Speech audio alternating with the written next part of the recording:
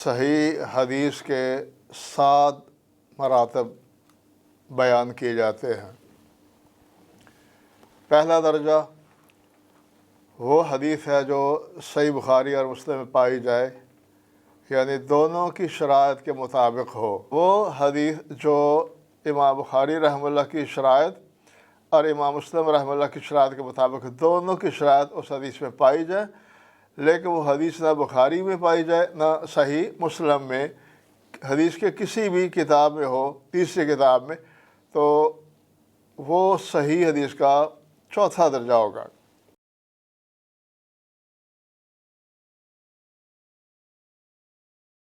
الحمدللہ رب العالمین والصلاة والسلام علی نبینا محمد وآلہ واصحابہ اجمعین، اما بعد۔ آج کا ہمارا پہلا سبق یہ ہے کہ صحیح حدیث کے کتنے مراتب ہیں، کتنے درجات ہیں، یہ کتنے مراتب ہیں۔ تو قوت کے اعتبار سے اور صحت کی طاقت کے اعتبار سے صحیح حدیث کے 7 مراتب بیان کیے جاتے ہیں۔ پہلا درجہ وہ حدیث ہے جو صحیح بخاری اور مسلم میں پائی جائے،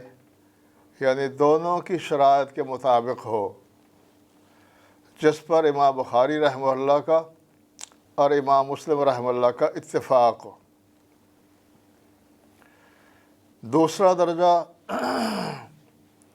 جس روایت کے بیان کرنے میں امام بخاری منفرد ہو، یعنی وہ روایت صحیح مسلم میں نہ پائی جائے، من فرد بہ البخاری ہو، وہ روایت جس کو صرف امام بخاری رحمہ اللہ اپنی کتاب صحیح بخاری میں بیان کرے اور ان کی شرائط کے مطابق ہو، تو وہ صحیح حدیث کا دوسرا درجہ کہلائے گا۔ اور تیسرا درجہ وہ روایت جس کو صرف امام مسلم نے روایت کیا ہے، تو یعنی وہ امام مسلم کی شرائط کے مطابق ہے اور اس میں امام بخاری رحمہ اللہ کی شرائط نہیں پائی جاتی، تو اکیلے امام مسلم رحمہ اللہ سے روایت کے بیان کرنے والے ہیں، تو تیسرا درجہ صحیح کا اس حدیث کا ہوتا ہے۔ امام بخاری رحمہ اللہ اور امام مسلم رحمہ اللہ کی شرائط میں جو اختلاف ہے کہ امام بخاری رحمہ اللہ کی شرائط اقویٰ ہیں بنسبت امام مسلم کے، جس طرح معروف ہے کہ امام مسلم رحمہ اللہ کے ہاں صرف معاصرت ہی کافی ہے، 2 راویوں کے درمیان انہام اثر ہونا، اور امام بخاری رحمہ اللہ کہتے ہیں نہیں، لقاء بھی شرط ہے، راوی شاگرد کی استاد سے ملاقات بھی ہمیں تاریخی طور پر وہ چیز ہمیں ثابت بھی نظر آئے،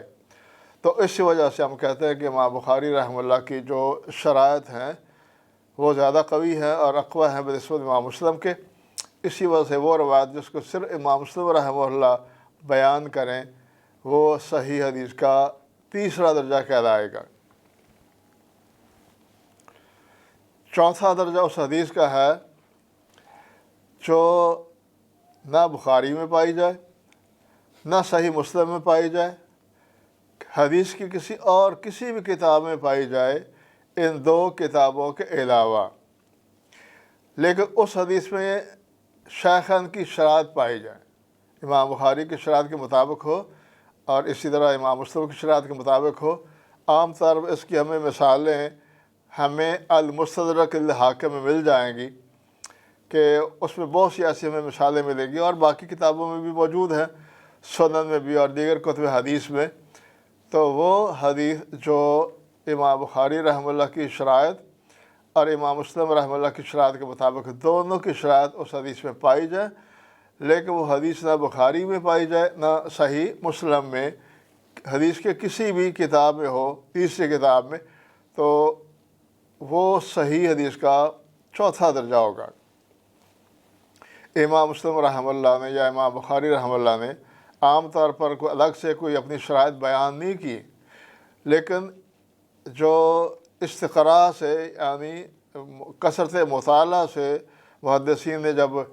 بہت زیادہ بار بار مطالعہ کیا صحیح بخاری کا یا صحیح مسلم کا، اس سے ان کو اندازہ ہوا کہ یہ شرائط امام بخاری کی ہیں جو انہوں نے محفوظ رکھی ہیں اپنی کتاب میں، اور یہ شرائط امام مسلم کی ہیں جو انہوں نے محفوظ رکھی ہیں اپنی کتاب میں۔ تو ان شرائط کے مطابق اگر بخاری اور مسلم کی شرائط کے مطابق کوئی حدیث کسی حدیث کی کسی بھی کتاب میں ہوگی تو وہ صحت کے اعتبار سے حدیث کا چوتھا درجہ کہلائے گا۔ پانچواں درجہ جس میں صرف بخاری کی شرائط پائی جائے، یعنی وہ حدیث بخاری میں تو نہ ہو لیکن اس میں بخاری کی شرائط پائی جائیں، مثلا ممکن ہے وہ ترمذی میں ہو، ممکن ہے وہ نسائی میں ہو، ممکن ہے وہ ابو داؤد میں ہو، ممکن ہے کسی اور حدیث کی کتاب میں ہو، ابن حبان میں ہو، صحیح ابن حبان میں ہو، ابن خزیمہ میں ہو، مسند احمد میں ہو، اور امام بخاری رحمہ اللہ کی شرائط کے مطابق ہو، تو وہ صحیح حدیث کا پانچواں درجہ، پانچویں نمبر پر روایت آئے گی قوت اور طاقت کے اعتبار سے۔ اور چھٹا درجہ جس میں امام مسلم کی شرائط پائی جائیں اور وہ حدیث جو ہے کسی حدیث کی کسی اور کتاب میں پائی جائے، صحیح مسلم میں نہ پائی جائے لیکن صحیح مسلم کی شرائط کے مطابق وہ روایت، اس روایت میں وہ صحیح مسلم کی شرائط پائی جائے لیکن وہ روایت نسائی میں ہو، ابو داؤد میں ہو یا کسی بھی حدیث کی کتاب میں ہو،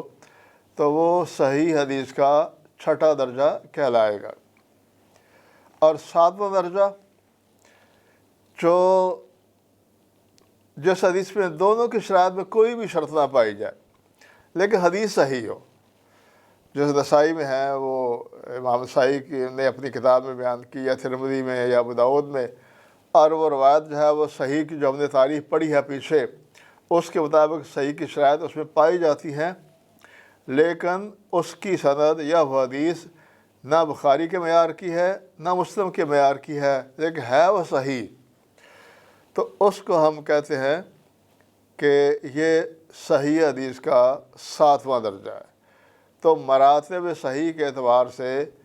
یہ 7 درجات ہیں۔ پہلا درجہ جس پر بخاری مسلم کا اتفاق ہو، دوسرا درجہ جس پہ صحیح بخاری کی شرائط پائی جائے، تیسرا درجہ صرف مسلم کی شرائط پائی جائے، اور چوتھا درجہ جس میں بخاری مسلم کی شرائط پائی جائیں لیکن وہ ان دونوں کتابوں میں نہ ہو، اور پھر صرف جو بخاری کی شرائط کے مطابق ہو، پھر وہ جو صرف مسلم کی شرائط کے مطابق ہو، اور ساتواں درجہ یہ ہے کہ جو وہ روایت جس میں صحیح کی شرائط تو پائی جائیں لیکن وہ امام بخاری کے معیار کی نہ ہو اور نہ ہی صحیح مسلم کے معیار کی۔ عام طور پر متفق علیہ جب ہم کہتے ہیں کسی حدیث کے بارے میں تو عام طور پر اس سے مراد یہ ہوتی ہے کہ اس پر امام بخاری اور امام مسلم کا اتفاق ہے، یعنی یہ حدیث بخاری اور مسلم دونوں میں پائی جاتی ہے۔ تو عام یہ اصطلاح ہے کتابوں میں، جب ہم کسی حدیث کے بارے میں یا فقہ کی کتابوں میں یا کسی شروحات وغیرہ میں جب کسی حدیث کے آگے ہم لکھتے ہیں نا متفق علیہ، اس سے مراد یہ ہوتا ہے کہ اس حدیث کے بیان کرنے پر بخاری مسلم کا اتفاق ہے۔ بعض جو مصنفین ہیں ان کی اپنی بھی اصطلاح ہوتی ہے، جیسے امام شوکانی رحمہ اللہ نیل الاوطار میں عام طور پر اس حدیث پر متفق علیہ کا لفظ بولتے ہیں جو کتب ستہ اور مسند احمد میں پائی جائے، 7 کتابوں میں، تو اس کے بارے میں ان کی اپنی اصطلاح ہے امام شوکانی رحمہ اللہ کی نیل الاوطار وغیرہ میں کہ جو روایت ہے کتب 7 میں پائی جائے، یہ 6 احادیث کی کتابیں جس کا ہم کتب 7 کہتے ہیں یا صحاح 7 کہتے ہیں، ان میں اور پلس مسند احمد،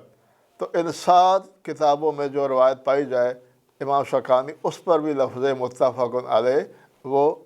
استعمال کرتے ہیں، لیکن عمومی طور پر زیادہ تر جس کا استعمال ہے اور فوری طور پر جس کی طرف انسان کا ذہن جاتا ہے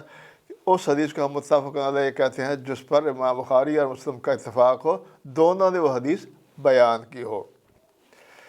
اس سے آگے ہم ذکر کریں گے کہ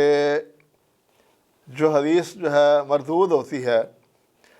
تو اس کے مردود ہونے کے اسباب کیا، یہ اگلا ہمارا درس ہوگا جو ابھی پھر آگے ہم اس کو بیان کریں گے۔ سبحان ربک رب العزت عما یصفون وسلام علی المرسلین والحمد للہ رب العالمین۔